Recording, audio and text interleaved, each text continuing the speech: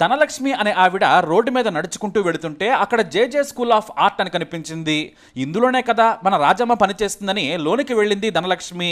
అక్కడ ఓ అమ్మాయి కనిపిస్తే ఇక్కడ రాజమ్మ ఎక్కడుంటుంది అని అడిగింది. అక్కడ రాజమ్మ అంటే తెలియని వారు ఎవరూ లేరు. దీంతో ఆమెకు చేయి చూపించి ఆ రూమ్లో ఉంటారని చెప్పింది. మెల్లిగా ఆ రూమ్ వైపు అడుగులేసింది ధనలక్ష్మి. ఆ రూమ్ కిటికీలో నుంచి తొంగి చూసింది. రాజమ్మ చేతులు కనిపించాయి, కాళ్ళు కూడా కనిపించాయి, మొహం మాత్రం సరిగ్గా కనిపించడం లేదు. ఇంతలో ఓ అతను వచ్చాడు. ఏంటి ఇలా తొంగి చూస్తున్నారు, ఎవరు కావాలి అని అడిగారు.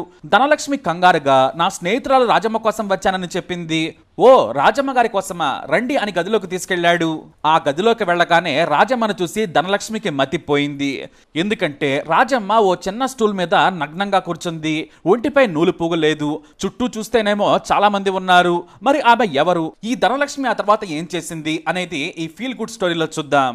కొన్నాళ్ల క్రితం మరాఠీలో న్యూడ్ అనే సినిమా కలకలం రేపింది. ఇక్కడ నేను న్యూడ్ అనే పదాన్ని ఎన్డీ అని చదువుతాను, ఎందుకంటే యూట్యూబ్ కమ్యూనిటీ గైడ్లైన్స్ వల్ల. ఈ ఎన్డీ మోడల్ నిజ జీవితం ఆధారంగా తీసిన సినిమా. ఇది చదివిన వారు, దీని గురించి విన్నవారు షాక్ అయ్యారు. ఎందుకంటే మన దేశంలో ఎన్డీ మోడల్స్ ఉన్నారా అని అవాక్కయ్యారు. కానీ ఉన్నారు. ఎన్డీ మోడల్ అంటే ఇదేదో తప్పుడు వ్యవహారం అనుకోవద్దు.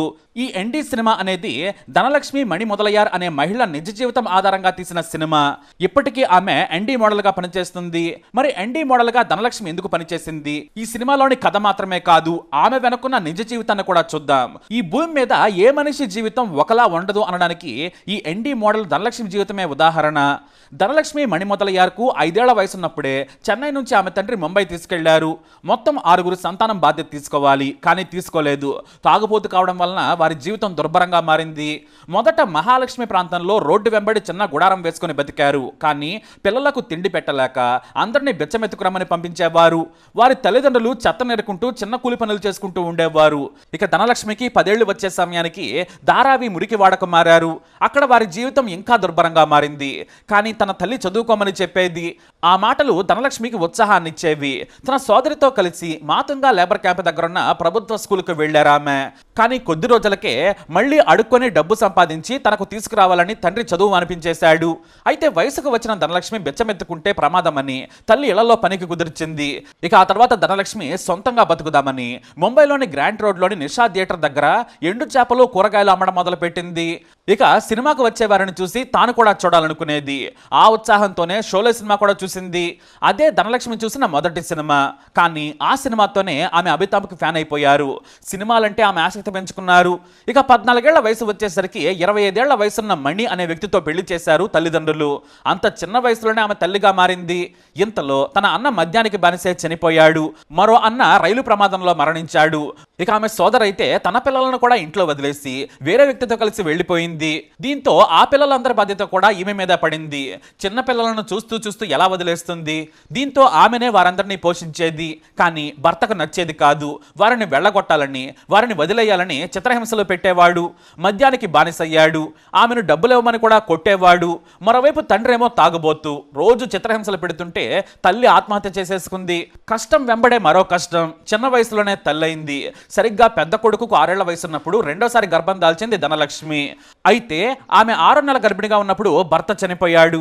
సరిగ్గా 21 ఏళ్లలోపే భర్తను కోల్పోయింది. ఇంటి నిండా గుంపెడి పిల్లలు, పైగా గర్భిణి. మళ్ళీ కొడుకు కూడా పుట్టాడు. అయినా ఆమె పనికి వెళితేనే అందరికీ భోజనం, పిల్లలు బడికి వెళ్లాలనేది ఆమె తపన. యుక్త వయసులో ఉన్న ధనలక్ష్మి సహజ సిద్ధమైన అందగత్తెలా ఉండేది. దీంతో ఏ పనికి వెళ్ళినా కూడా ఆమెను మగాళ్ల చూపులు వెంటాడేవి. భర్త లేని మహిళ కావడంతో శారీరక సుఖం తీర్చుకునేందుకు వస్తుందేమని చూసేవారు. అందుకే దురుద్దేశంతో చూసేవారి దగ్గర పని చేయడానికి ఇష్టపడలేదు. చిన్న చిన్న పనులు చేసుకుంటూ పూట గడిపేది. రోజుకు 30 రూపాయల సంపాదన వచ్చినా చాలని, తన పిల్లల కడుపు నిండితే చాలనుకునేది ధనలక్ష్మి. ఆ రోజుల్లో 30 రూపాయలంటే కూలీ ఎక్కువే. అయితే ఆమెకి ఇంటి దగ్గరే రాజమ్మ అనే మహిళ చాలా మంచి స్నేహితురాలైంది. తన కష్టాలను ఆమెకు చెప్పుకునేది. ఆమె కూడా ధనలక్ష్మికి తోడుగా ఉండేది. ఆర్థికంగా సాయం చేసేది. పిల్లలకు కూడా భోజనాలు పెట్టేది. అయితే ధనలక్ష్మి ఇళ్లలో పనిచేస్తూ ఉన్న సమయంలో రాజమ్మ జేజే స్కూల్ ఆఫ్ ఆర్ట్స్లో పనిచేసేది. తాను కూడా ఆ సంస్థలో పనిచేస్తే మంచి జీతం, గౌరవం ఉంటుందని ధనలక్ష్మి భావించేది. 4 ఏళ్లలో పనిచేస్తే తనకు గౌరవం లేదనుకుంది ధనలక్ష్మి. అయితే ఓ రోజున పని ముగించుకొని వేరే పని మీద బయటకు వెళ్ళిన ధనలక్ష్మికి రోడ్డు మీద జేజే స్కూల్ ఆఫ్ ఆర్ట్ అని కనిపించింది. ఇందులోనే కదా మన రాజమ్మ పనిచేస్తుందని లోనికి వెళ్ళింది ధనలక్ష్మి. అక్కడ ఉన్న ఒక విద్యార్థినిని రాజమ్మ ఎక్కడ ఉంటుందని అడిగారు ఆమె. ఆ కాలేజీలో రాజమ్మ అంటే తెలియని వారు లేరు. దీంతో ఆమెకు చేయి చూపించి ఓ డ్రాయింగ్ రూమ్ లో ఉంటారని చెప్పారు. మెల్లిగా ధనలక్ష్మి ఆ రూమ్ వైపు అడుగులేశారు. కిటికీలో నుంచి తొంగి చూశారు. ముందుగా రాజమ్మ చేతులు కనిపించాయి, కాళ్ళు కూడా కనిపించాయి, మొహం కనిపించడం లేదు. ఇంతలో మరో విద్యార్థి వచ్చాడు. ఏంటి మీరు అలా తొంగి చూస్తున్నారు, మీకు ఎవరు కావాలి అని అడిగాడు. ధనలక్ష్మి కంగారుగా నా స్నేహితురాలు రాజమ్మ కోసం వచ్చానని చెప్పింది. ఓ రాజమ్మ గారి కోసమా, రండి అని గదిలోకి తీసుకెళ్లాడు. ఆ గదిలోకి వెళ్ళగానే రాజమ్మను చూసిన ధనలక్ష్మికి మతిపోయింది. ఎందుకంటే ఓ చిన్న స్టూల్ మీద ఫోజు పెట్టి నగ్నంగా కూర్చుంది. ఒంటిపై నూలు పోగులేదు. ఒక టీచర్తో పాటు 4 విద్యార్థులు ఆమెనే చూస్తూ బొమ్మలు గీస్తున్నారు. మరికొంతమంది బొమ్మను చెక్కుతూ ఉన్నారు. ఇక ధనలక్ష్మి ఎదురుగా కనిపించడంతో ఆమె హఠాత్తుగా లేచి చీరను కప్పుకుంది. వెంటనే బట్టలు తీసుకుని గదిలోకి వెళ్లి వేసుకుంది. గదిలోకి పిలిచి నువ్వెందుకు ఇక్కడికి వచ్చావు, ఇది మంచి పద్ధతి కాదని కోప్పడింది. ఆమె మాటలకు భయపడింది ధనలక్ష్మి. నేను ఏదో తప్పు చేశాననుకుంది. ఆ వెంటనే ధనలక్ష్మి పరిస్థితి అర్థం చేసుకుంది రాజమ్మ. నేను కూడా నీలాగా ఇక్కడ పని చేద్దామనుకున్నాను, నువ్వేంటి ఇక్కడ బట్టలు లేకుండా ఉన్నావంది ధనలక్ష్మి. అప్పుడు చెప్పింది రాజమ్మ, నేను ఇక్కడ మోడల్ని, నన్ను చూసి విద్యార్థులు ఆర్ట్ నేర్చుకుంటారు. నిజమైన శిల్పాలకు ప్రాణం పోసేందుకు సహజ సిద్ధమైన వారిని ఇలా కూర్చోబెట్టి నేర్చుకుంటారు. ఇంతకుముందు వేరే మహిళ ఉండేది, ఆమె వెళ్ళిపోయింది. నన్ను ఆమె ఇక్కడ పనికి కుదిర్చింది అని చెప్పింది. అయితే ఈ రాజమ్మ తెల్లగా అందంగా ఉంటుంది. బయటకెళితే ఎంతో మంది మగాళ్ళ చెప్పులు ఆమె మీద పడతాయి. తప్పుడు పని చేయడం కంటే ఇలా దర్జాగా హుందాగా బతకడం మంచిదనుకుంది. ఇక్కడ నన్నెవరో తప్పుగా చూడరు. కొంతమంది విద్యార్థులు నేను నగ్నంగా కనిపించగానే నా కాళ్లకు మొక్కి ఆ తర్వాత బొమ్మ గీస్తారు. నాకు అంతకంటే గౌరవం ఏం కావాలి? ప్రొఫెసర్లు కూడా రాజమ్మ అని పిలుస్తారు, ఏం కావాలన్నా సాయం చేస్తారు. ఇంతటి గౌరవం నాకు ఈ గేటు దాటితే దొరకదని కూడా చెప్పింది. ఇంతలో 2 ప్రొఫెసర్లు ఆ గది వైపు వచ్చారు. అక్కడ ధనలక్ష్మిని చూశారు. వావ్, మీరు చాలా అందంగా ఉన్నారు, చాలా న్యాచురల్గా మట్టి శిల్పంలా ఉన్నారు. మరి ఈవిడ ఎన్డీ మోడలింగ్ చేస్తుందా రాజమ్మ గారు అని అడిగారు. ఆ వెంటనే అవును చేస్తుందని చెప్పేశారు. ఓకే, అయితే రేపటి నుంచి రమ్మని చెప్పండి వారు వెళ్ళిపోయారు. ధనలక్ష్మి ఏమో కంగారు పడింది. దీన్ని ఇంగ్లీష్లో ఎన్డీ మోడలింగ్ అంటారు. నువ్వు బట్టలు వేసుకుని కూడా కూర్చోవచ్చు, అయితే దానికి 50 రూపాయలు మాత్రమే ఇస్తారు. నగ్నంగా కూర్చుంటే 60 రూపాయలు ఇస్తారు. నీ శరీర సౌష్ఠవం చాలా బాగుంది, నీ నడుము ఛాతి అన్నీ చెక్కిన శిల్పంలా ఉన్నాయి, నీకు మంచి భవిష్యత్తు ఉంటుంది. నువ్వు కూడా ఎన్డీ మోడల్గా నటించు. ఇది పేరున్న కాలేజ్, గొప్పవాళ్ళు ఎంతో మంది ఈ కాలేజీలో చదువుకున్న వారే, కాబట్టి నిర్ణయం నువ్వే తీసుకోవాలి అని చెప్పింది రాజమ్మ. కానీ ధనలక్ష్మి మాత్రం ఏమీ నిర్ణయించుకోలేకపోయింది. ఎందుకంటే వయసులో ఉన్న కుర్రాళ్ళు ప్రొఫెసర్ల ముందు నగ్నంగా కూర్చోవాలి అని కంగారు పడ్డారామె. దీంతో ఒకరోజు నాతో వచ్చి చూడమని చెప్పారు. ఆ మరుసటి రోజున రాజమ్మ ఎన్టీ మోడల్గా ఫ్యాన్ కింద ఫోజులతో కూర్చున్నంతసేపు కూడా అక్కడే ఉంది ధనలక్ష్మి. ఆ తర్వాత అక్కడ ఉన్న వారంతా కూడా ఆమెకు ఇచ్చే రెస్పెక్ట్ చూసి ధైర్యం తెచ్చుకుంది. అంతేకాదు ఎన్డీ మోడల్ కూడా ఆ తర్వాత అయింది. మొదటి రోజు ఆమె బెరుకుగా కనిపించింది. ఆ గది సెంటర్లో ఓ తక్కువ ఎత్తున్న టేబుల్ను వేశారు.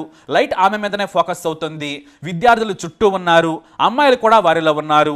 వారంతా శిల్పాలు చెక్కడం ప్రాక్టీస్ చేస్తున్నారు. ప్రొఫెసర్లేమో వారికి చెబుతూ ఉన్నారు. మొత్తం బట్టలు విప్పినా కూడా ఆమె బెరుకుగానే కూర్చుంది. కొంత భాగం కప్పుకుంటానని చెప్పింది. మొదటి రోజు వారు సరేనన్నారు. అలాగే ఆమె అప్పటికి 2 నెలల బాబుకు తల్లి. పాలెండ్లు లావుగా ఉన్నాయి.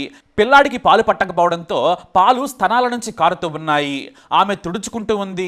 వెంటనే విద్యార్థులు మీరు రేపు రండమ్మా అని పంపించేశారు. తన బాధను అర్థం చేసుకున్నందుకు వారి మీద మంచి అభిప్రాయపడింది. ఇక మరుసటి రోజు మళ్ళీ వచ్చి ధైర్యంగా కూర్చుంది ధనలక్ష్మి. ఆ తర్వాత మంచి ఎన్డీ మోడల్గా పేరు తెచ్చుకుంది. ఇప్పుడు ఒక ఎన్డీ పెయింటింగ్కు 1000 రూపాయలు ఇస్తున్నారు. అది విద్యార్థి ఎంతసేపు తీసుకుంటే అంతసేపు. అదే బట్టలు వేసుకుంటే 400 రూపాయలు ఇస్తున్నారు.